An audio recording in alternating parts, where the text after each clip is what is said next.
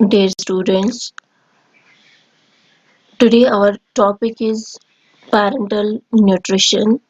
In previous lecture, we discussed therapeutic diet and what are the various therapeutic diets that are prescribed for a patient who is hospitalized. Like we discussed what is therapeutic diet, as you already know that therapeutic diet it is the modification of the normal diet. It means we modify the normal diet as per the condition of the person. ठीक है. So there are various therapeutic diets like soft diet, full fluid diet, clear fluid diet, and normal diet. And when you modify the normal diet for a person or when you prescribe the therapeutic diet, should maintain the main objectives. It means the therapeutic diet should meet the all the nutritional requirements. वो ऐसे आपको form करना है कि उसमें जो भी उसकी न्यूट्रिशनल रिक्वायरमेंट्स होगी वो उसकी फुलफिल होनी चाहिए. उसकी लाइक्स और डिसलाइक्स को आपको मेंटेन माइंड में रखना है. His economic condition, his food likes and dislikes, food allergies, health complications, ठीक है, availability of the food, and you have to maintain the main basic properties of the food like color, aroma, taste, flavor. ठीक है, so all these conditions you have to take in consideration while you are prescribing the therapeutic diet or you are forming the therapeutic diet. Now, the next topic that we discuss in today's lecture is parenteral nutrition. This parenteral क्या होता है? It means within, ठीक है, enteral, inside. Parenteral nutrition जो है ये हम तब यूज करते हैं when the person is not able to take the food orally. ठीक है, जब एक पेशेंट हॉस्पिटल में it means when the person is not able to take the diet orally and he takes the diet within, ठीक है, inside the body. हम उसको फिर within body हम उसको सीधे डायरेक्टली लेते इंजेक्ट करते हैं डाइट को बिकॉज उस orally वो नहीं लेता है. That is parenteral nutrition. Enteral or tube feeding. It means within or by the way of the gastrointestinal tract. या तो उसमें वो he is not able to take the food through mouth, gastro हम फिर उसको डायरेक्टली इंटेस्टाइन्स में उसको inject करते हैं या स्टमक में सो दैट हम बाईपास करते हैं इसोफेक्स या फूड पाइप या माउथ को. ठीक है. Feeding into GI tract through a feeding tube. हम इसको ट्यूब कर इंसर्ट करते हैं and with in through tube आप उसको फूड को पास करते हैं इन लिक्विड फॉर्म में. This enteral or tube feeding it can be administered through. हम ये tube feeding या enteral feeding है ये हम कहाँ कहाँ से करते हैं?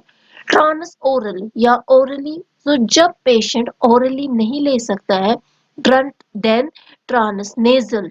It means through nose. आपने देखा होगा जो क्रॉनिक पेशेंट्स होते हैं उनको फिर नोज से उसको पाइप लगाते हैं, वहां से फिर उनको ग्लूकोज या न्यूट्रिएंट्स इन लिक्विड फॉर्म या लिक्विड जैसे सूप या जूस हम उसको फिर थ्रू नोज ही उस पाइप से हम इंसर्ट करते हैं. या परक्यूटेनस ट्रांसगैस्ट्रिक रूट्स या सीधे स्टमक में हम उसको होल करते हैं, ओपनिंग करते हैं, वहां पे पाइप को या ट्यूब को इंसर्ट करते हैं, वो डायरेक्टली उसके स्टमक में जाता है. और by a tube into the small intestine जिसको हम जिज्नोस्टमी या डिडनोस्टमी कहते हैं. ठीक है. सो पर enteral nutrition means when you give nutrition with in the body. ठीक है. इट मीन्स जब पेशेंट एबल नहीं होता है कि वो फूड ऑरली ले सके, सो एट दैट टाइम आप उसको क्या करते हैं, आप उसको देते हैं थ्रू ट्यूब. ठीक है. वो ट्यूब या तो आप इंसर्ट उसकी नोज में करते हैं या डायरेक्टली इन स्टमक और directly into the small intestine. ठीक है. Now parenteral feeding or you can say total parental nutrition और hyper elimination. आप पार एंट्रल से पहले हमने देखा एंट्रल क्या होता है. एंट्रल या आप उसको दूसरा नाम है ट्यूब फीडिंग.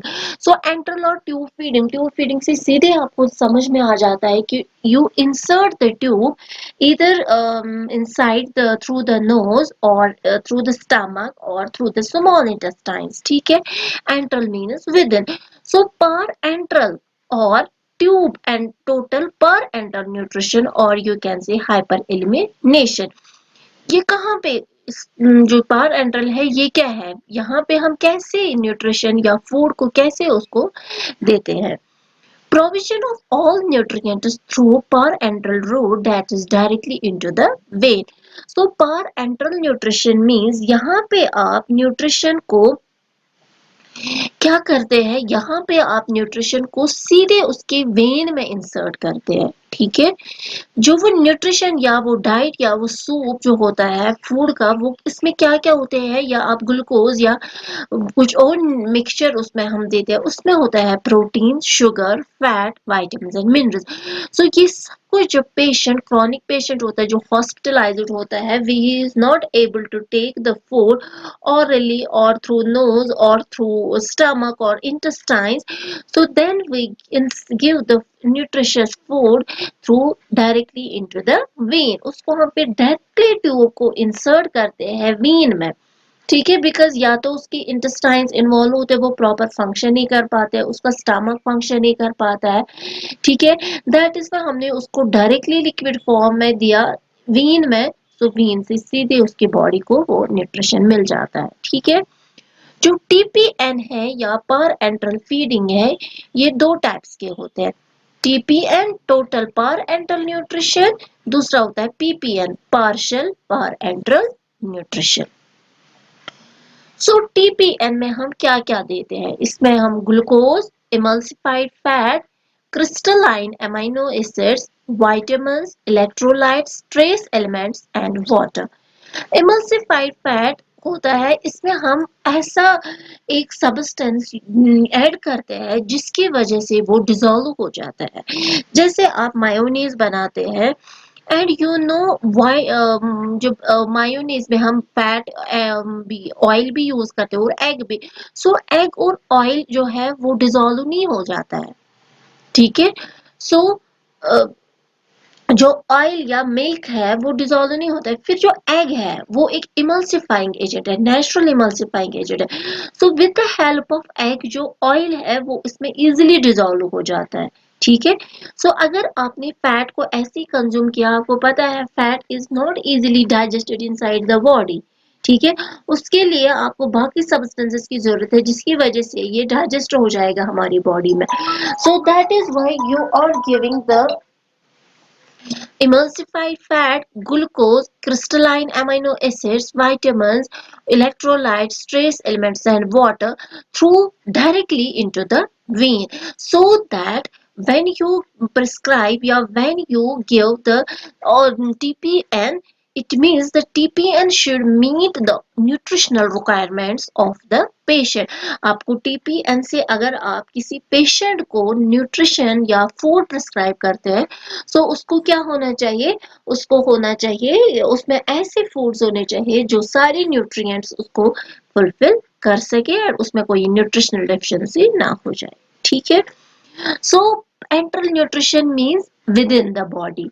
ठीक है. जब पेशेंट सफर करता है ऑरल प्रॉब्लम होगी या उसको डिडनम में या उसको फूड पाइप में कुछ प्रॉब्लम होगी जिसकी वजह से वो खाना नहीं ले पाता है, so at that time you insert the tube या आप सीधे नोज में या उसकी सीधे स्टमक में या स्मॉल इंटेस्टाइन्स में. दैट इज एंट्रल और tube feeding. But when the person has some problem in the stomach or in small intestine, then at that time you choose TPN total parenteral nutrition or parenteral nutrition. वहां पे आप उसको directly when में डालते हैं. सो TPN में हम specially क्या क्या देते हैं. ग्लूकोज होता है, vitamins, electrolytes, trace elements, water और amino acids. Amino acids means ठीक है protein. Hope you understand this. Now What is the difference between enteral and parenteral nutrition? Enteral और पारेंट्रल में क्या डिफरेंस है? एंट्रल भी मैंने आपको कहा ये विद इन द बॉडी है, ठीक है, और पारेंट्रल में क्या डिफरेंस है? Enteral means, now what is the difference between enteral and parenteral feeding? Enteral feeding orally or through nasogastric और gastrostomy और jejunostomy, ठीक है। एंट्रल मीन्स यहाँ पे या आप orally लेते हैं, ठीक है, या आप नेसोगैस्ट्रिक से देते हैं। अगर ये भी नहीं पॉसिबल है तो गैस्ट्रोस्टोमी सीधे स्टमक में या सीधे स्मॉल इंटेस्टाइन्स में। बट इन पार एंट्रल हम यहाँ पे सिर्फ सेंट्रल वीन्स से उसको फीड करते हैं, ठीक है। एंट्रल में आपको चांसेस है या तो आप उसको ऑरली देते हैं थ्रू ट्यूब से, वो च्यू नहीं कर पाता है तो हम उसको सीधे पाइप इंसर्ट करते हैं, ठीक है, या अगर ये ऑप्शन नहीं है तो नेसोगैस्ट्रिक या गैस्ट्रोस्टोमी या jejunostomy. But in parenteral you feed through central vein, so this is the first difference. If oral feeding is not possible, tube feeding is restored. यहाँ पे आपको चांस है, चॉइस है, अगर वो orally नहीं ले सकता है तो आप ट्यूब फीडिंग से उसको दे सकते हैं। If enteral feeding is not possible, parenteral feeding is restored. It parenteral हम तब देते हैं जब enteral possible नहीं है, ठीक है। इट मीन्स जब पेशेंट ऑरली नहीं लेता है तो हम नेसो गैस्ट्रिक देते हैं, अगर वो भी पॉसिबल नहीं है तो गैस्ट्रोस्टोमी सीधे स्टमक में, अगर वहां पे भी कुछ कॉम्प्लिकेशन है हम उसको सीधे स्मॉल इंटेस्टाइन में। सो अगर पेशेंट इतना क्रॉनिक होगा, ये सारे जो चॉइसेस है हमारे पास ये पॉसिबल नहीं है, then we choose the parenteral. It means हम डायरेक्टली उसके वेन में हम इंसर्ट करते हैं फूड को, ठीक है। फूड इन मॉडिफाइड फॉर्म, यहाँ पे आप फूड को मॉडिफाई करते हैं, nutrients are directly absorb in vein. Parenteral में आप सीधे न्यूट्रिएंट्स देते हैं, समझ में आई बात? इट मीन्स आप या तो आप ग्लूकोज जैसे देते हो, वो एनर्जी सीधे उसको एब्जॉर्ब होने की जरूरत नहीं है, वाइटामिन्स मिनरल्स, यहाँ पे आप डायरेक्टली न्यूट्रिएंट्स को देते हो, बिकॉज यहाँ पे हम सीधे वीन में डालते हैं, इंसर्ट करते हैं फूड को, ठीक है। Intestinal mucosa is well maintained, ठीक है। एट्रोफी ऑफ इंटेस्टाइनल म्यूकोजा में टेक प्लेस, कहते हैं जो एंट्रल में है, जो इंटेस्टाइनल विलय है, ठीक है, जो इंटेस्टाइन्स को बाहर से उसका जो पार्ट है उसको हम अच्छे से मेंटेन कर पाते हैं, लेकिन यहाँ पे उसकी एट्रोफी हो जाती है, डिस्ट्रक्शन हो जाती है, ठीक है। Biochemical monitoring, biochemical monitoring of more standards और फ्रीक्वेंटली रिक्वायर्ड, यहाँ पे हमें बायोकेमिकल पैरामीटर्स का बहुत ध्यान में रखना होता है क्या, बट ज्यादा हमें केयर करना पड़ता है पार एंट्रल में, बिकॉज यहाँ पे हम डायरेक्टली न्यूट्रिएंट्स उसको देते हैं, सो हमें फ्रीक्वेंटली उसके बायोकेमिकल पैरामीटर्स को या बायोकेमिकल एग्जामिनेशन उसको मॉनिटर करना है, ठीक है। less technical skill is required, more technical skill is required। it means enteral जो है, enteral feeding है, ये easily इंसान कर सकता है, but per enteral जो feeding है इसके लिए आपको trained person की जरूरत है, then only you can prescribe the per enteral feeding। Calculation of the food is less complicated. All nutrients in correct amounts must be present. Because यहाँ पे हम सीधे nutrients देते हैं, so आपको पता होती है कि मैंने कौन सा nutrient कितने amount में दे दिया।